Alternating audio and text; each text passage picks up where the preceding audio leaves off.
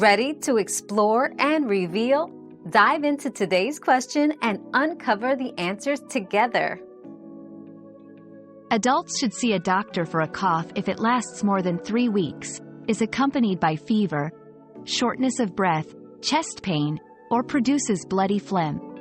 Chronic coughing may indicate an underlying health problem that requires medical attention, so seeking professional advice ensures appropriate diagnosis and treatment.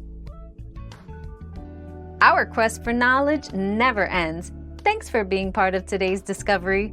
Subscribe, like, and share to join us on the next one.